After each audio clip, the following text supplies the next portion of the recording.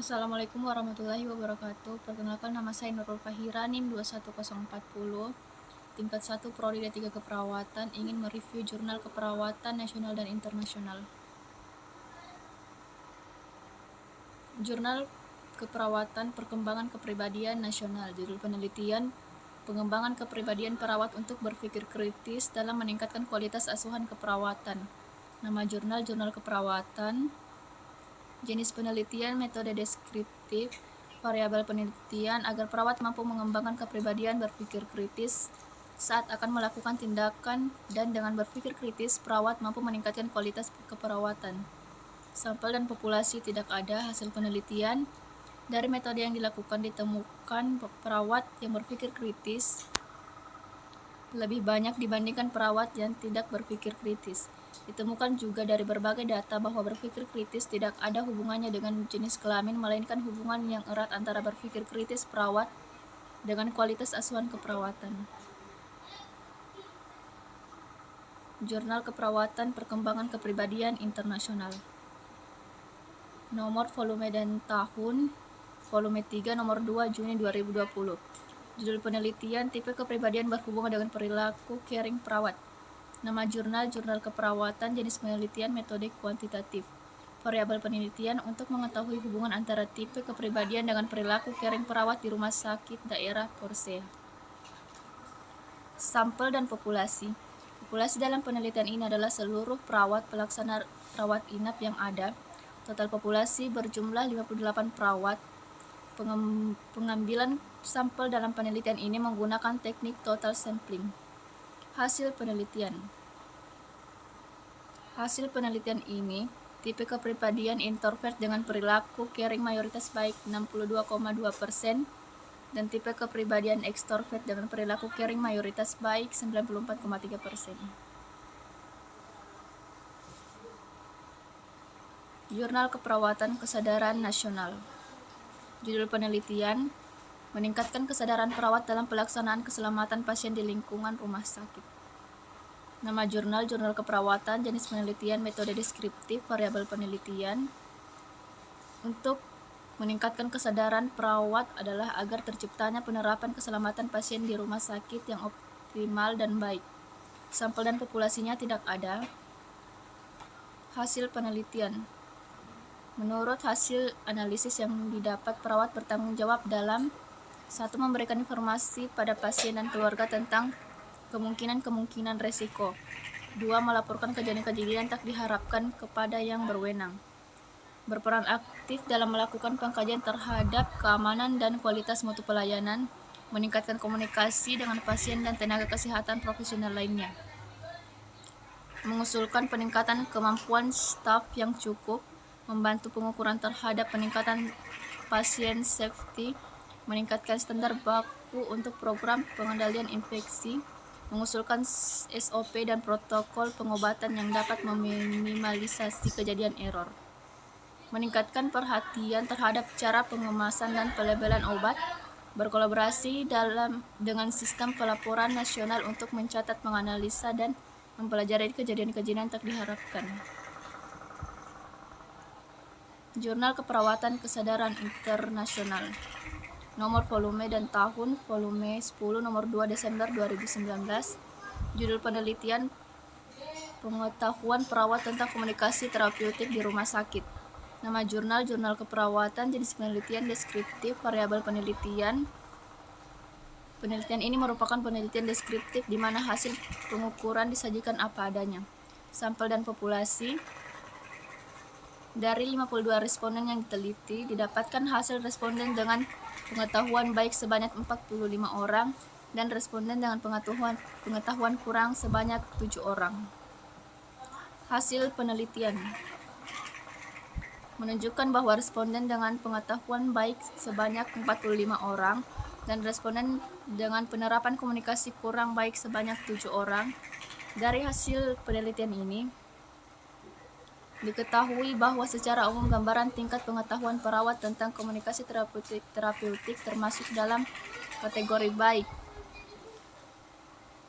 Patricia Akbar mengungkapkan bahwa meningkatnya pengetahuan perawat dapat mengubah sikap terhadap suatu permasalahan tertentu dan hal ini bermanfaat bagi pengembangan kesadaran dari perawat dalam memberikan pelayanan yang lebih baik. Selain itu, dengan tingkat pemberian pelayanan dengan tingkat pengetahuan yang tinggi, perawat juga diharapkan dapat mengembangkan kemampuan berpikir kritis. Potter, PA, dan Perry AG 2012 menyebutkan bahwa kedalaman dan keluasan pengetahuan perawat dapat mempengaruhi kemampuan dalam berpikir kritis dan meningkatkan kemampuan dalam menangani masalah keperawatan yang sedang dihadapinya. Jurnal Keperawatan Konsep Dasar Emosi Nasional.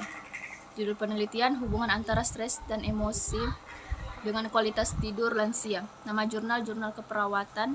Jenis penelitian, metode kuantitatif di variabel penelitian, menganalisis stres, emosi dengan kualitas tidur lansia. Sampel dan populasi. Jumlah sampel sebanyak 74 orang dan populasi sebanyak 80 orang. Hasil penelitian, jumlah sampel sebanyak 74 orang. Hasil penelitian menunjukkan sebagian besar lansia umur 70 tahun berjenis kelamin perempuan mempunyai riwayat diabetes mellitus dan pernah minum obat. Hasil penelitian terkait stres emosi lansia menunjukkan sebagian besar responden mengalami stres emosi ringan sebanyak 44 atau setara dengan 59,5% responden. Stres emosi ringan yang terjadi pada lansia ditandai dengan sering merasa letih, merasa sedih, merasa asing, merasa susah tidur jika malam hari, merasa mudah terjaga dan sulit untuk tidur kembali. Jurnal Keperawatan Konsep Dasar Emosi Internasional. Nomor volume dan tahun. Volume 6 nomor 1 Januari 2020. Judul penelitian, hubungan kecerdasan emosional dengan sikap caring mahasiswa keperawatan. Nama jurnal, Jurnal Keperawatan Komprehensif. Jenis penelitian, metode kuantitatif variabel penelitian. Terdapat dua instrumen yang digunakan dalam penelitian ini, yaitu kuesioner kecerdasan emosional dan kuesioner sikap caring yang telah diuji masing-masing nilai validitas dan reliabilitasnya. Sampel dan populasi. Populasi dalam penelitian ini adalah mahasiswa keperawatan angkatan 2014 sampai 2017 yang berjumlah 607 mahasiswa. Teknik pengambilan sampel yang digunakan adalah proportionate random sampling dan didapatkan jumlah sampel sebanyak 241 mahasiswa.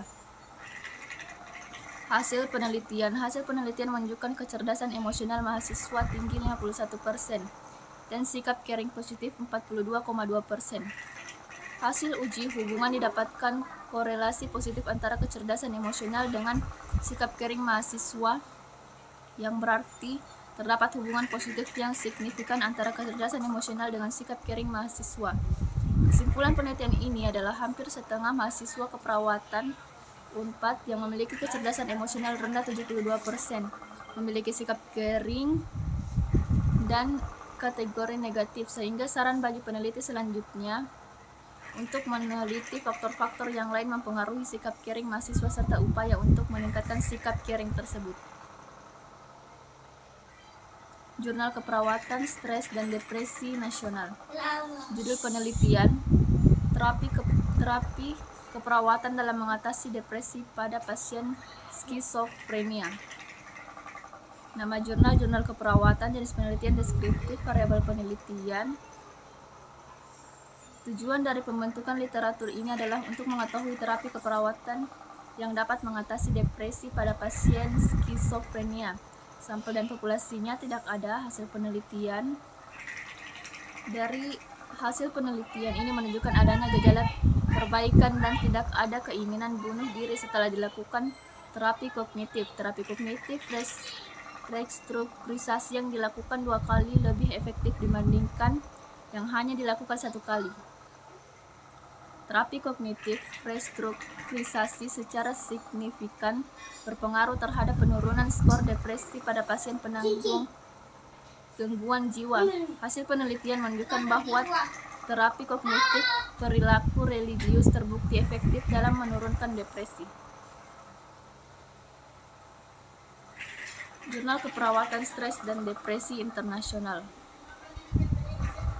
Nomor, volume dan tahun, nomor 1, volume 1, nomor 2 September 2019. Judul penelitian, gambaran status mental, stres, kecemasan, dan depresi pada korban pasca gempa berdasarkan periode perkembangan remaja, dewasa, dan lansia. Nama jurnal, Jurnal Keperawatan. Jenis penelitian, penelitian ini menggunakan desain penelitian deskriptif. Variabel penelitian, variabel dalam penelitian ini adalah stres, kecemasan, dan depresi. Instrumen dalam penelitian ini menggunakan DASS-21. Sampel dan populasi menunjukkan karakteristik korban gempa usia dewasa. Sebagian besar korban gempa dewasa memiliki jenis kelamin perempuan sebanyak 42 orang atau setara dengan 57%. Pekerjaan korban gempa dewasa paling banyak sebagian buruh 20 orang. Sebagian dari korban gempa dewasa memiliki tingkat pendidikan SMP sebanyak 37 orang. Menunjukkan karakteristik korban gempa lansia dan sebagian besar berjenis kelamin laki-laki yaitu 13 orang. Karakteristik sebagian korban gempa bekerja sebagai petani sebanyak 12 orang. Karakteristik sebagian korban gempa berpendidikan SD yaitu 13 orang. Hasil penelitian menunjukkan status mental korban gempa usia remaja dan didapatkan hasil bahwa pada 27 orang usia remaja, status mental yang paling banyak ditemukan adalah stres ringan sebanyak 11 orang. Menunjukkan status mental usia dewasa dan didapatkan bahwa pada 74 orang usia dewasa, status mental yang paling banyak ditemukan adalah stres sedang sebanyak 29 orang. Menunjukkan status mental korban gempa lansia didapatkan bahwa pada 24 korban gempa, status mental pada lansia yang paling banyak ditemukan adalah stres sebanyak 11 atau setara dengan 46%. Kesimpulan. Disimpulkan bahwa perawat harus mampu mengembangkan dalam berpikir kritis, meningkatkan kesadaran perawat agar terciptanya penerapan keselamatan pasien di rumah sakit yang optimal. Perawat juga harus mengontrol emosinya berbagai hal dari si pasien, apalagi dengan pasien lansia sebagian besar berumur 70 tahun ke atas yang mempunyai riwayat diabetes mellitus. Terkait stres dan emosi, lansia menunjukkan sebagian besar responden mengalami stres emosi ringan sebanyak 44 atau setara dengan 59,5% responden, dan emosional mahasiswa lebih tinggi 51%, sikap caring positif 42,2%. Ada pula terapi keperawatan yang dapat mengatasi depresi pasien skizofrenia yang biasa dilakukan terapi kognitif restrukturisasi yang akan menyebabkan penurunan depresi. Itulah jurnal yang saya ambil. Kurang lebihnya mohon dimaafkan. Wabillahi taufiq wal hidayah. Assalamualaikum warahmatullahi wabarakatuh.